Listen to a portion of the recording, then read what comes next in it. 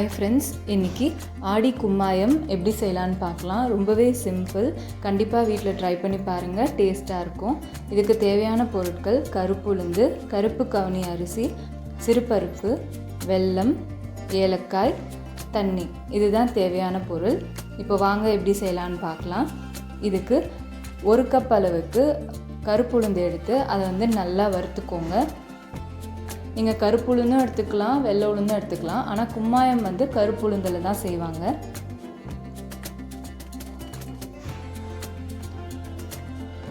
இது உடம்புக்கு ரொம்ப நல்லது. ஏன்னா கருப்பு உளுந்து நம்ம யூஸ் பண்ணும்போது போனுக்கெல்லாம் ரொம்பவே நல்லது. இந்த மாதிரி கருப்பு உளுந்து வெள்ளையாக இருக்குல்ல, இதெல்லாம் நல்லா ஒரு ப்ரௌனிஷ் கலரில் சேஞ்ச் ஆகணும். அந்த அளவுக்கு நம்ம நல்லா வறுத்துக்கணும். லோ ஃப்ளேமில் வச்சு வறுத்துக்கோங்க, தீஞ்சிடக்கூடாது. இப்போ இந்த மாதிரி கலர் சேஞ்ச் ஆனோடனே இதை ஒரு பிளேட்டுக்கு ட்ரான்ஸ்ஃபர் பண்ணிடலாம். இப்போ அதே கடாயில் 1/4 கப் அளவுக்கு சிறுபருப்பு சேர்த்து அதையும் நல்லா வறுத்துக்கோங்க. நல்லா கலர் சேஞ்ச் ஆகணும், அந்த அளவுக்கு லோ ஃப்ளேமில் வச்சு வறுத்துக்கலாம்.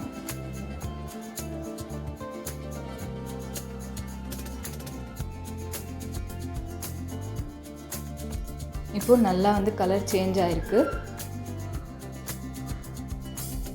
இப்போது இதையும் எடுத்து நம்ம அந்த பிளேட்டுக்கு ட்ரான்ஸ்ஃபர் பண்ணிடலாம். முடிஞ்ச வரைக்கும் இந்த மாதிரி வறுத்து செய்யும் போது லோ ஃப்ளேமில் வச்சு வறுத்துக்கோங்க. கலர் சேஞ்ச் ஆகிடுச்சு. இப்போ நம்ம இதை எடுத்துடலாம்.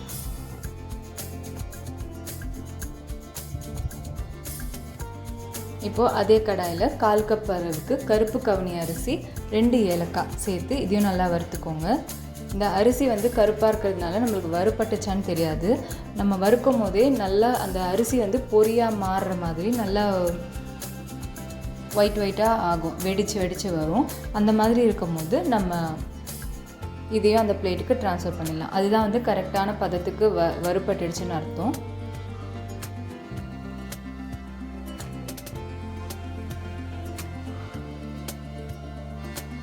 இது வறுக்கும் போதே அந்த ஏலக்காவும் சூடாயிடும். இங்கே பாருங்கள், நல்லா பொரிஞ்சிருச்சு அரிசி. இப்போ இதை ட்ரான்ஸ்ஃபர் பண்ணிடலாம். இப்போ இந்த 3மே நல்லா ஆறட்டும். நல்லா ஆறுனதுக்கப்புறம் பவுட்ரு பண்ணிக்கலாம். பவுட்ரு பண்ணிவிட்டு இதை ஜலிச்சும் வச்சுக்கலாம், அப்படியும் வச்சுக்கலாம். 2 months கிட்ட நம்ம ஃப்ரிட்ஜில் வச்சு நம்ம யூஸ் பண்ணிக்கலாம். எப்போ வேணுமோ அப்போ செஞ்சுக்கலாம். இப்போது நம்ம கும்மாயம் எப்படி செய்கிறது அப்படின்னு பார்க்கலாம். இதுக்கு 1 கப் அளவுக்கு வெல்லம் எடுத்துக்கோங்க. அதுக்கு 2 கப் அளவுக்கு தண்ணி ஊற்றிட்டு வெல்லத்தை நல்லா கரைச்சிருங்க. நான் யூஸ் பண்ணுறது பாகு வெல்லம், அதில் டஸ்ட் இருக்காது, அதனால் நான் அப்படியே சேர்த்துக்கிறேன். நீங்கள் வாங்குகிற வெல்லத்தில் டஸ்ட் இருந்துச்சு அப்படின்னா அதை வடிகட்டிட்டு அப்புறமா சேர்த்துக்கோங்க. இப்போ இது கூட 1 கப் அளவுக்கு நம்ம அரைச்சோம்ல பவுடர், அந்த பவுடரை சேர்த்து கட்டி இல்லாமல் ஃபஸ்ட்டு கலந்துருங்க. இந்த வெல்லம் போட ஆரம்பிச்சதுலேருந்து நான் ஸ்டவ் ஆன் பண்ணவே இல்லை. இந்த மாதிரி நல்லா கரைச்சதுக்கு அப்புறமா நம்ம ஸ்டவ் ஆன் பண்ணி மீடியம் ஃப்ளேமில் வச்சு கைவிடாமல் கலந்துகிட்டே இருந்தோம் அப்படின்னா கொஞ்சம் கொஞ்சமாக அந்த திக்காகிட்டே இருக்குது பாருங்கள். மீடியம் ஃப்ளேமில் வச்சே பண்ணுங்கள். இதெல்லாம் நல்லா ஒன்று சேர்ந்து அல்வா பதத்துக்கு கடாயில் ஒட்டாமல் வரணும்.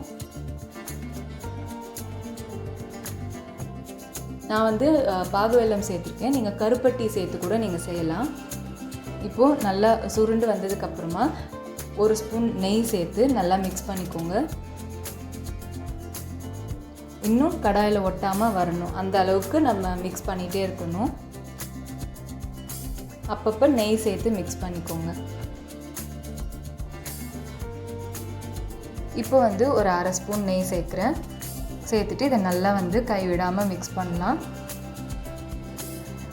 லோ டு மீடியம் ஃப்ளேம்லேயே வச்சு செய்யுங்க, அப்போ தான் கரெக்டாக இருக்கும்.